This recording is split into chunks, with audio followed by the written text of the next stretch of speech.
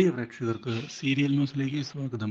കൂടുതൽ സീരിയൽ ന്യൂസുകൾ അതിവേഗം ലഭിക്കുന്നതിന് ഈ ചാനൽ സബ്സ്ക്രൈബ് ചെയ്യുക. ബെൽ ഐക്കൺ മറക്കാതെ ക്ലിക്ക് ചെയ്യുക. വീഡിയോ ഇഷ്ടമായി എങ്കിൽ ലൈക്ക് ചെയ്യാൻ മറക്കരുത്. സുപ്രധാനമായ വഴിത്തിരിവാണ് ഇപ്പോൾ വന്ന് സംഭവിച്ചിരിക്കുന്നത്. എങ്ങനെയാണ് കാര്യങ്ങൾ ഇനി മുന്നിലേക്ക് കൊണ്ടുപോകേണ്ടത് എന്ന് ആലോചിക്കുകയാണ് ഇപ്പോൾ കൂടെയുള്ള എല്ലാവരും. മാത്രവുമല്ല, കൃഷിനോട് കൂടുതൽ അടുത്ത് ഇടപെടണം. അത് നീ കൃഷിൻ്റെ റൂമിലേക്ക് തന്നെ കയറി ചെല്ലണം. അല്ല ആൻറ്റിയമ്മേ, അതൊരു പ്രശ്നമാകില്ലേ? എന്ത് പ്രശ്നം? ഒരു പ്രശ്നവുമാകില്ല. നീ ഇപ്പോൾ മനസ്സ് വെച്ചാലേ കാര്യങ്ങൾ നടക്കുകയുള്ളൂ. അല്ലെങ്കിൽ ആ കൺമണി കൃഷിനെ സ്വന്തമാക്കി കൊണ്ടുപോകും.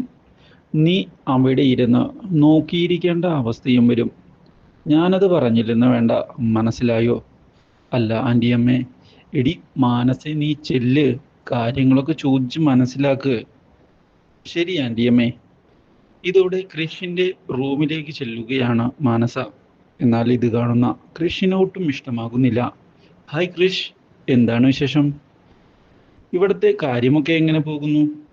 മാനസയ്ക്ക് അറിയാവുന്നതല്ലേ ഓഫീസിലെ കാര്യങ്ങൾ. ഓഫീസിലെ കാര്യങ്ങൾ അതുപോലെ തന്നെ മുന്നിലേക്ക് പോകുന്നു. ഒരു മാറ്റവുമില്ല, മനസ്സിലായോ? അതുകൊണ്ട് തന്നെ ഇനി കൂടുതലൊന്നും എനിക്ക് നിന്നോട് സംസാരിക്കാനുമില്ല. അല്ല കൃഷ്, ഒരു മിനിറ്റ്, എനിക്ക് കുറച്ച് കാര്യങ്ങൾ ഇവിടത്തെ ചെയ്തു തീർക്കാനുണ്ട്. മാനസിക്കും ഇവിടത്തെ കാര്യങ്ങളെ പറ്റി കൃത്യമായി അറിയാമെന്നതല്ലേ. അതുകൊണ്ട് തന്നെ പ്രശ്നങ്ങൾ ഉണ്ടാക്കാതെ മാനസ തിരികെ പോകണം. അതാണ് എനിക്കിപ്പോൾ പറയാനുള്ളത്. ഇതോടെ മാനസയാകെ നാണം കെട്ടിയിരിക്കുകയാണ്. ഇതേ തുടർന്ന് മാനസ അവിടെ നിന്ന് പോകുന്നു. എന്നാൽ കൺമണിയെ കാണാതായതിനെ തുടർന്ന് കൃഷ് ടെൻഷനിലായിരിക്കുകയാണ്. ഇത്രയധികം സമയം കഴിഞ്ഞിട്ടും അവളെ കാണാനില്ലല്ലോ. എന്താണ് അവൾക്ക് സംഭവിച്ചിരിക്കുന്നത്?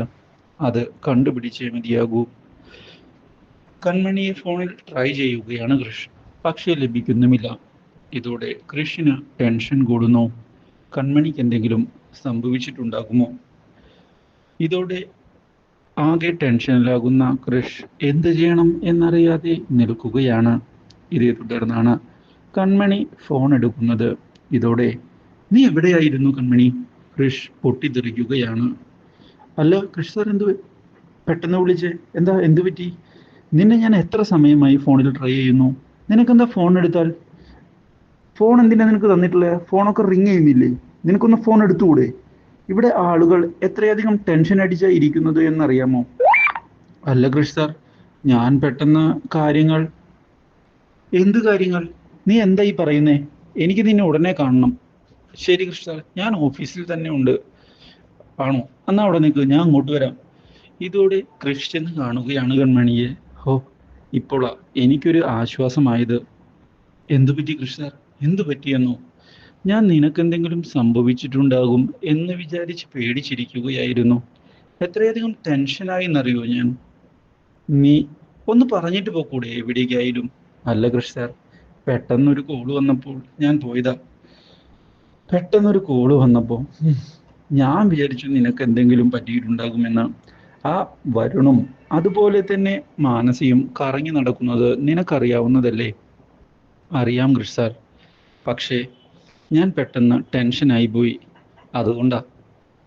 സാരമില്ല, ഞാൻ ഇനി എങ്ങോട്ട് പോയാലും കൃഷ് സാറിനെ വിളിച്ചറിയിക്കാം. ഇതോടെ കൺമണിയെ കെട്ടിപ്പിടിക്കുന്ന കൃഷ്. കൺമണി, ഞാനൊന്ന് പേടിച്ചു പോയി, അതുകൊണ്ടാ. ഇല്ല കൃഷ് സാർ, ഒന്നും പറ്റില്ല. ഞാൻ എവിടേക്ക് പോയാലും ഇനി കൃഷ് സാറിനോട് പറയാം, പോരെ? ഇതോടെ കൺമണിയെ കെട്ടിപ്പിടിച്ച് ഉമ്മ നൽകുകയാണ് കൃഷ്. ഇതിനിടയിലാണ് പുതിയ വഴിത്തിരിവുകൾ ഉണ്ടാക്കിക്കൊണ്ട് മുന്നിലേക്ക് ഇപ്പോൾ കടന്നു വരികയാണ് ബലരാമൻ. ജയിലിൽ നിന്ന് പുറത്തിറങ്ങിയ ബലരാമൻ SIയെ ചെന്ന് കണ്ട് കാര്യങ്ങൾ ചോദിക്കുകയാണ്. സത്യങ്ങൾ പറയടാ, എന്നെ ഇവിടെ തടവിലാക്കുന്നതിന് നീ ആരുടെ കയ്യിൽ നിന്നാണ് പൈസ വാങ്ങിച്ചത്? എനിക്ക് സത്യങ്ങൾ അറിയണം. നീ നുണ പറഞ്ഞാൽ നിന്നെ കൊന്നുകളയും. ഇതോടെ ആദ്യം എതിർത്ത് നിൽക്കുന്ന SI പിന്നീടൊന്ന് ഭയന്നിരിക്കുകയാണ്. ഞാൻ സത്യങ്ങൾ പറയാം. അത് നിങ്ങളുടെ അമ്മ തന്നെയാണ് ഇതിനുള്ള കൊട്ടേഷൻ തന്നത്. എന്ത്? ആര്? സുമിത്രയോ? അതെ, നിങ്ങളെ ജയിലിൽ കിടത്തണമെന്ന് അവര് തന്നെയാണ് എന്നോട് പറഞ്ഞത്. ഇത് കേട്ടതിനെ തുടർന്ന് ആകെ ഞെട്ടിപ്പോയിരിക്കുകയാണ് ബലരാമൻ. അപ്പോൾ ഭാഗ്യ പറഞ്ഞത് ശരി തന്നെയാണ്. ഇവർ എന്നെ മനഃപൂർവ്വം ചതിക്കുകയാണ് അല്ലേ? ഇതിനൊരു ഉത്തരം ഞാൻ തന്നെ കൊടുക്കാം. എന്തായാലും തിരികെ വീട്ടിലേക്ക് പോകണം. ഇതിനിടയിലാണ് ഭാഗ്യശ്രീ തൻ്റെ അമ്മയെ ചെന്ന് കാണുന്നത്. ഇതോടെ അമ്മയുടെ പതനം തുടങ്ങിക്കഴിഞ്ഞു. എടി, നീ നിന്റെ നിലമറന്നെന്നോട് കളിക്കരുത്. ഞാൻ നിലമറന്ന് കളിക്കുന്നതല്ല. അമ്മ എന്നു മുതൽ ആ സാഗറിന്റെ കുടുംബത്തെ ഉപദ്രവിക്കുന്നതിനായി ബലരാമനെ ഇറക്കിയോ, അന്നു മുതൽ അമ്മയുടെ ദുരന്തം തുടങ്ങിക്കഴിഞ്ഞു. ഞാൻ ആ കാര്യം പറഞ്ഞില്ലെന്ന് വേണ്ട. ചേട്ടൻ അധികം വൈകാതെ സത്യങ്ങൾ അറിയും. അതോടെ നിങ്ങൾക്ക് എതിരായി തിരിയും. നോക്കിക്കോ. എടി, നിന്നെ ഞാൻ ഭീഷണിപ്പെടുത്തലൊന്നും വേണ്ട അമ്മ. ഞാൻ പറഞ്ഞത് സത്യമാണ്. അത് അമ്മയ്ക്കും അധികം വൈകാതെ മനസ്സിലാകും. ഇതേ തുടർന്നാണ് ബലരാമൻ തിരികെ എത്തുന്നത്. എല്ലാ സത്യവും അറിഞ്ഞാണ് ബലരാമൻ വരുന്നത് എന്നുള്ള കാര്യം അറിഞ്ഞതിനെ തുടർന്ന് ആകെ പകച്ചുപോയിരിക്കുകയാണ് സുമിത്ര. താൻ പെട്ടുപോയി എന്ന് സുമിത്രയ്ക്ക് മനസ്സിലാവുകയാണ്. Do like, share and subscribe.